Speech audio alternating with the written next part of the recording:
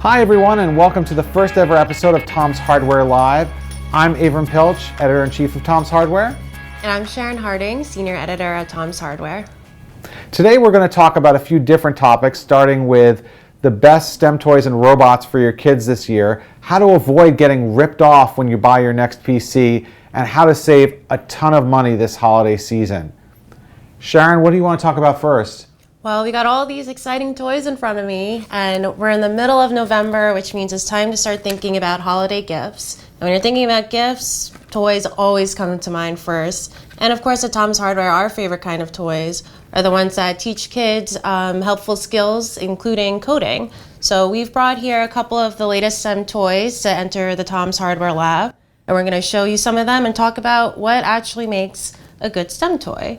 So for me, I think toys have to be fun still. Kids should open it and be excited when they see it, even if they're going to learn to enjoy the coding part of it. But they should be excited when they open up the toy. So anything that looks like an actual robot, I think, is really exciting for a kid to see. Yeah. Something that's just weird, like this item here, catches kids' attention. But obviously there's a lot more than just looks in a good STEM toy, right? Yeah, I think in general, beyond even what we have here, which we'll get into in a minute, there's just a few things I look for when I'm shopping for my son who's 7.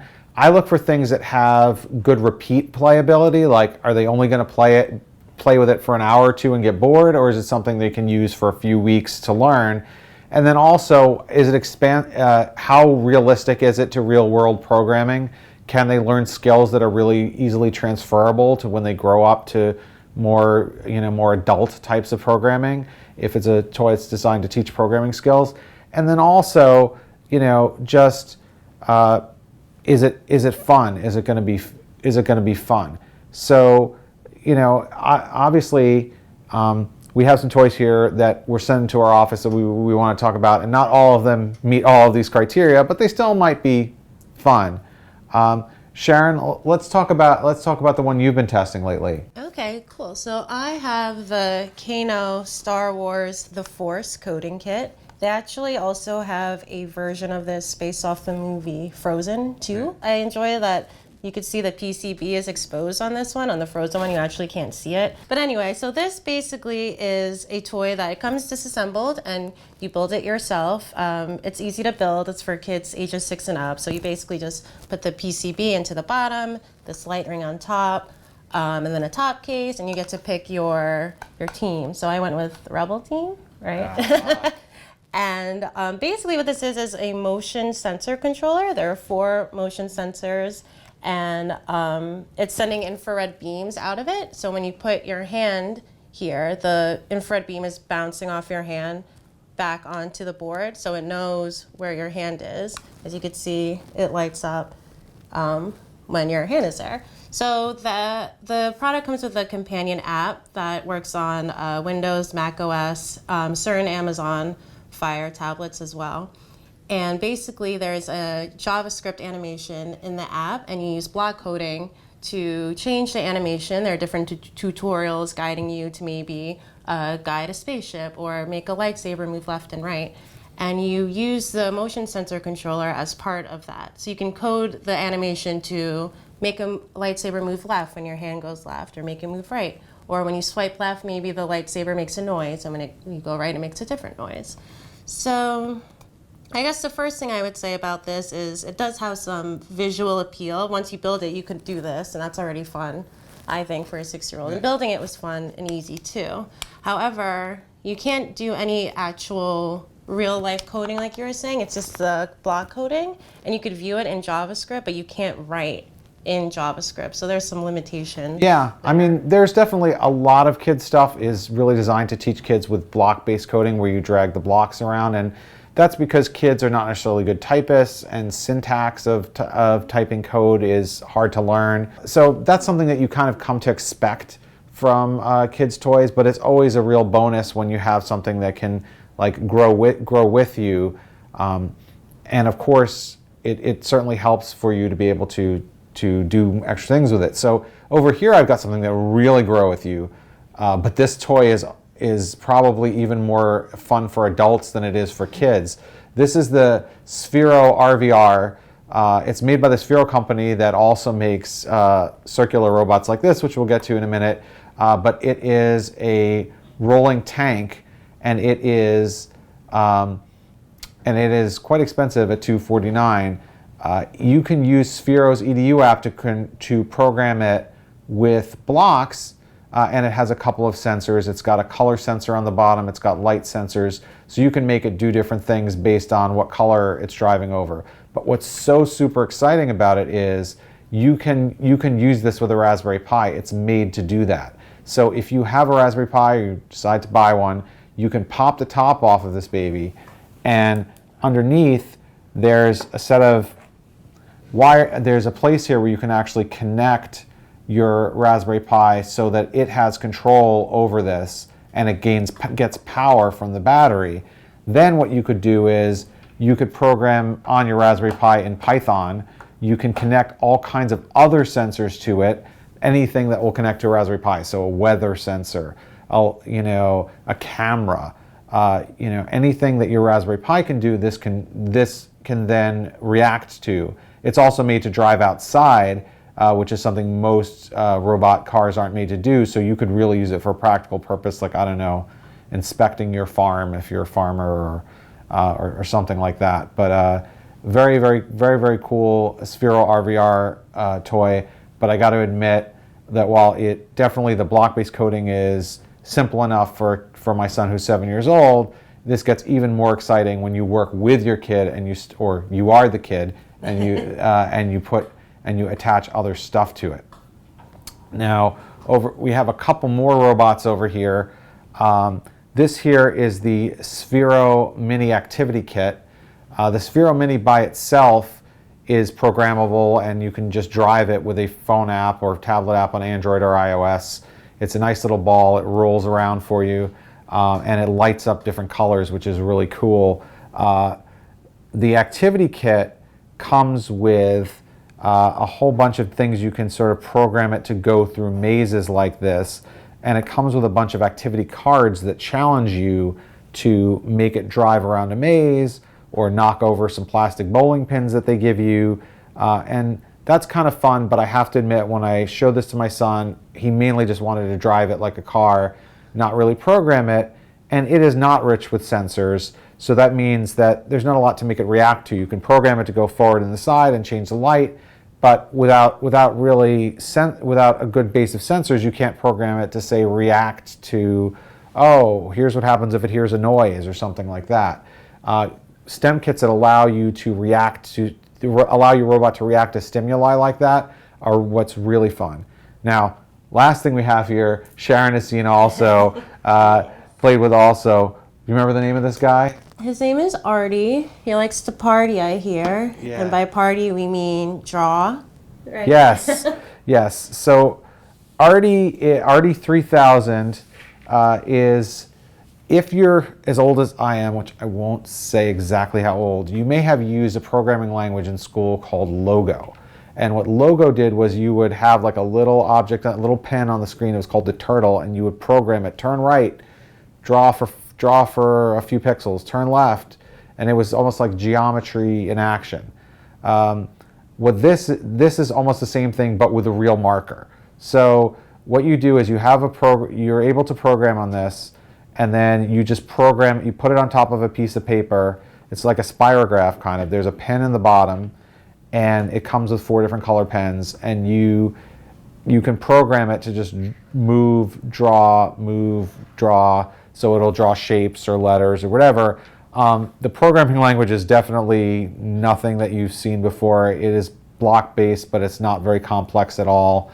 And the app is very weird in that it's not really an app, it's in your web browser. So you're on your computer, you connect to this instead of a Wi-Fi network, which means you can't be on the internet at the same time as you use this.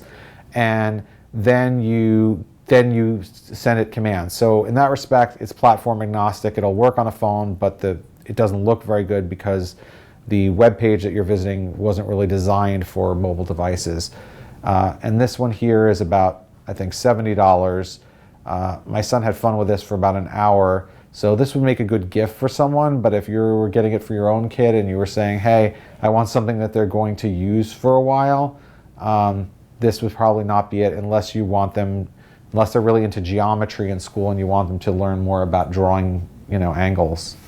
Yeah, the thing about Artie is I wish that when he was done drawing what you programmed him to draw, he would celebrate in some way, be it with like a little noise or maybe a little like dance or something. He kind of just finishes and just sits there. Yeah, also you would probably celebrate if it draws correctly because you've got to make sure it's on a hard surface and the paper doesn't move around, and you better have some thick paper because it could rip through the paper. Yeah, it's not a particularly, it looks really cute. So if you gave this to someone, they'd probably be like, yay. But if you were actually trying to give it to your kid and you had to actually get your money's worth, you probably wouldn't feel like you got your money's worth. So that's just kind of a quick look at the STEM toys we have in front of us. Obviously, there's a lot of other great STEM toys out there. I'm a particularly big fan of the Lego Boost set, which is a couple of years old, but is really good because it allows you to create all different kinds of robots, and the programming language in it is so dead simple that kids don't even have to be able to read. There's no text, so you can give it to a 5-year-old and they can learn about programming with it.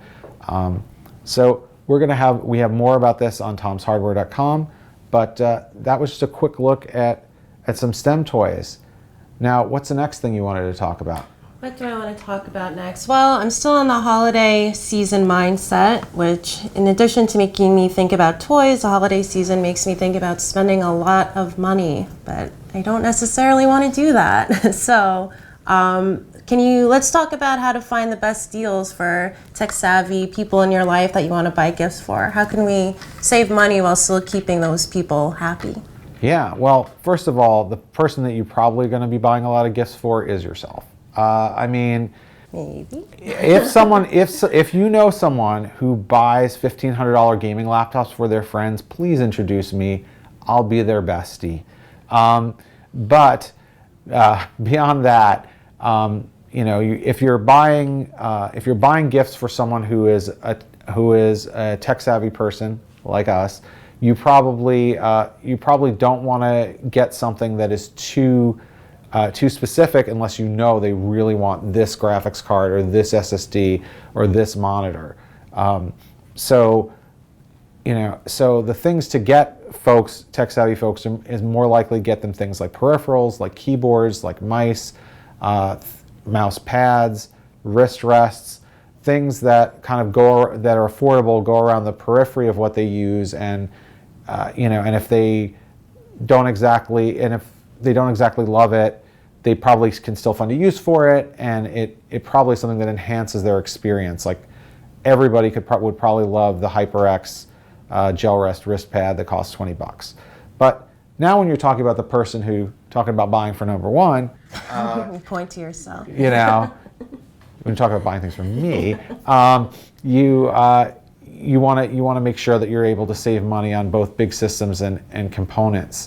What are some of the things that you would like to buy yourself if you had the money, or if somebody was buying it for you and you could tell them what to get? Well, I think one of the things that you can buy without having to worry about whether it's compatible with what other products they have, and something that a lot of people are looking for, I've noticed, at least among our staff, is more external storage. So I actually would love to get an external SSD this season.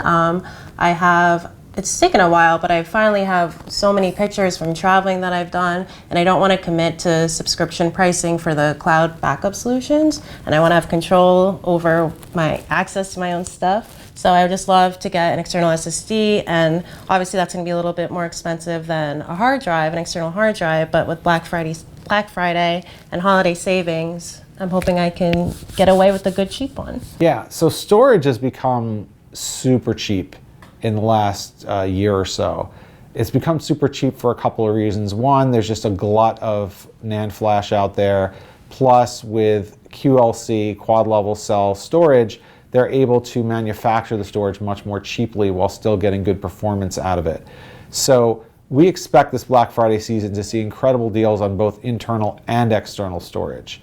Now you usually pay a premium, a little bit of a premium to get it in external storage rather than an internal drive, but I wouldn't be surprised to see a 1 terabyte external SSD going for under $125 this year, as long as it was USB. If you want Thunderbolt 3 speeds, then obviously you're going to pay a pretty hefty price for that, and there's not a lot of those devices out there. But internal SSDs are like the best deal going right now. Definitely something to look for during this holiday season. We fully expect 1 terabyte NVMe style drives to go for well under $100. In fact, the Intel 660p is often found for $85 or $80, not when we're recording this, but very likely sometime this season. And our favorite SSD of the moment, the ADATA XPG SX8200 Pro, you can get for $127 right now, and I wouldn't be surprised to see it drop even further. 2 terabyte drives are still hovering around $200, so that's something that if you see it for under 200, you're probably getting a good deal. And what you could do, Sharon, is you probably for 30 or $40, maybe even less on sale, could get an enclosure.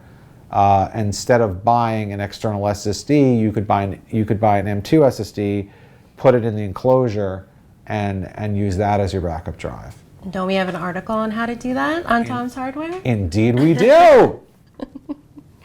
Awesome. What are you looking for this season? Well, apart from my robots, obviously I think it would be great. I'm trying to gather together some parts to do a first build with my son. So some of the things that I would be looking out for are inexpensive, affordable CPUs and affordable RAM. It's amazing how cheap RAM has gotten also. Now these days you can get a 32 gigabyte kit for high speed for like $120. So that's something to look for. Obviously, the latest and greatest Ryzen 3000 series chips are not going to be, we don't expect to be on a huge sale, but if we go for something like a last year's Ryzen's or last year's Intel chips, we probably will see some good bargains there. I think the same goes for video cards. We will see maybe modest sales on things like the AMD Radeon 5700, but I think the best deals we'll see will be on things that vendors are trying to get rid of, like last year's NVIDIA cards and last year's AMD cards, and that's fine for most people. Well, what is this build going to be used for primarily? If you're doing it with your son, it will be for him. Yeah, be for him. He is not a huge PC gamer yet, but obviously he'll use it to program robots, and he likes to play Minecraft. Okay. Another thing I would like to get, and this is an area I know of your expertise, I would like to get a new monitor. Yeah, I want a new portable monitor. That too. Or a portable monitor. What do you like in the portable monitor space? Well, I did just review a Lenovo ThinkVision portable monitor. It's USB-C, which is very handy, obviously, and forward-thinking, so I won't be needing to upgrade that anytime soon. But what I really liked about the ThinkVision M14 is its stand. We've talked about this before. A lot of portable monitors don't have the best stands. If you're traveling and you have a limited of desk space, that could really hinder you. Sometimes they fall over, or they're just not very adjustable to go with what you're doing. So the Lenovo ThinkVision actually has a sturdy stand and a lot of tilt backward and forward. You can actually lay it nearly flat, and it's just very sturdy with every movement. It doesn't wobble, and it feels secure. It also has ports on both sides, left and the right, so you could put it easily on either side, and it charges through the laptop. It's just a really handy product to have, especially as we start getting ready to travel and go to conferences to check out new tech. Just really great to be able to expand the screen real estate of the ultra portable I usually carry around. Yeah, I mean, I would love to have one of those for CES. That's something I'll be looking out for this Black Friday season. How much does it cost approximately now? Oh man, I think it's a $200 to $250, I want to say, somewhere in that range, but I'm not sure if it's And gonna go on sale. being a fairly new product, I wouldn't count on it being on a big sale. There's a lot of other portable monitors out there, although you do have to live with a lesser quality mount for them.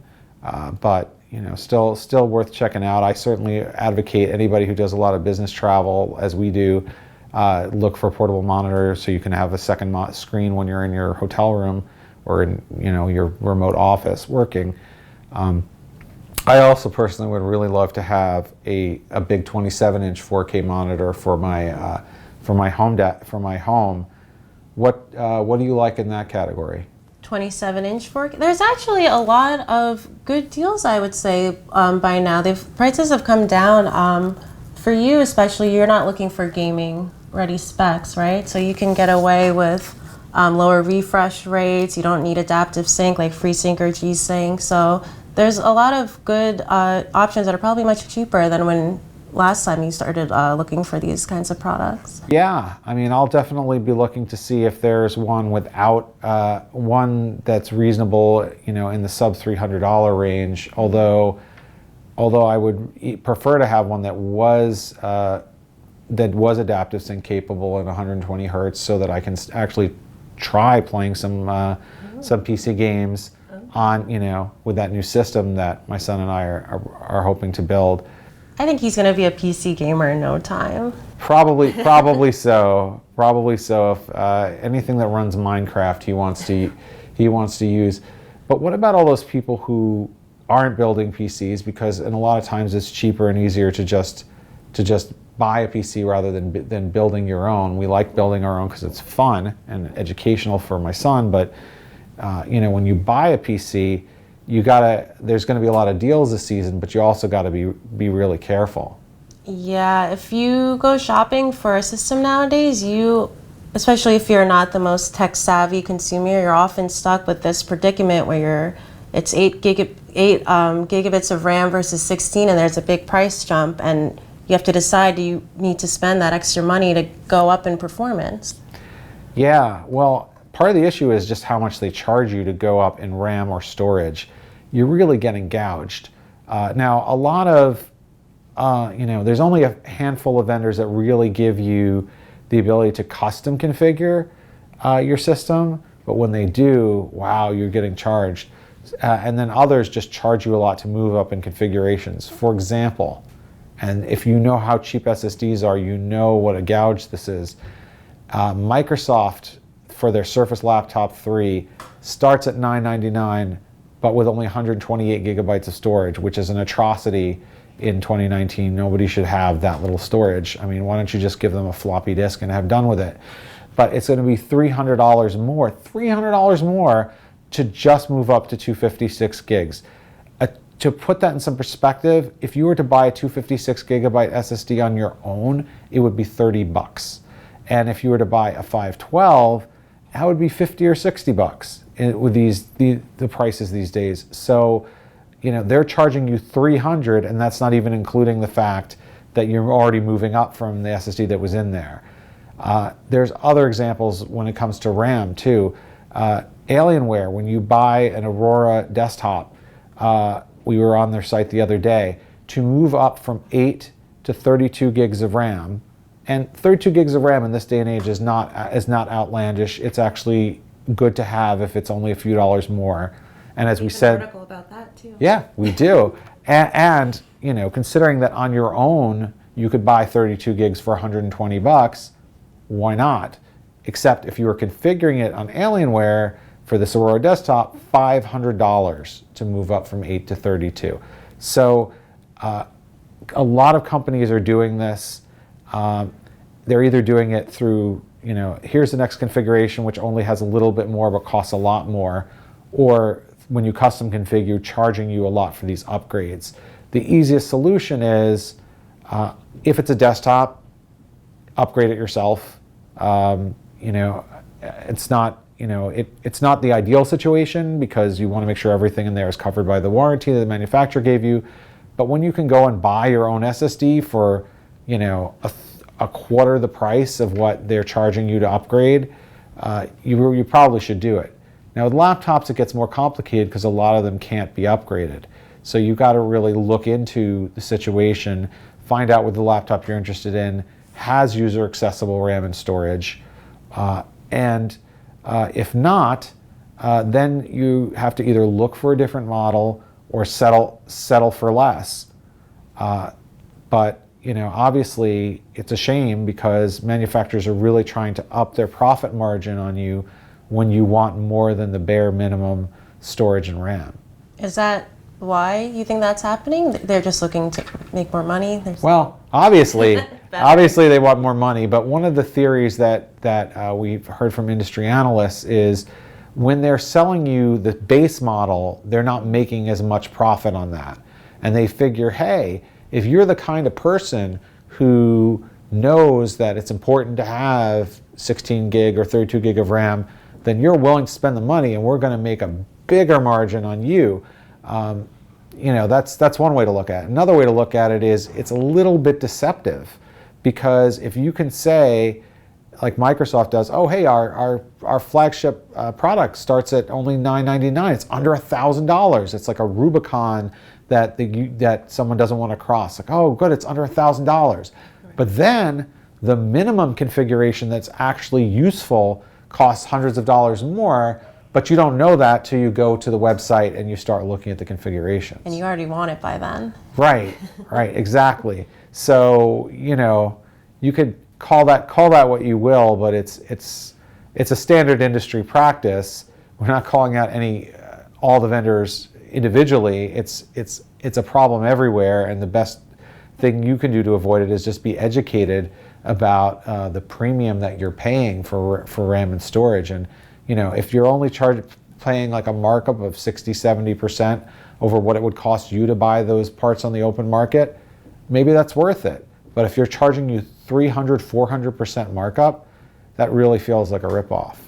Spend that money on some more STEM toys. Yeah, exactly. You could totally, instead of the RAM, you could get 2 of these. Or like 4 of these. I don't know what you would do with 4 of these, but... Yeah. So sorry. So anyway, this was our first episode of Tom's Hardware Live. I'm Avram. I'm Sharon. Have a good one.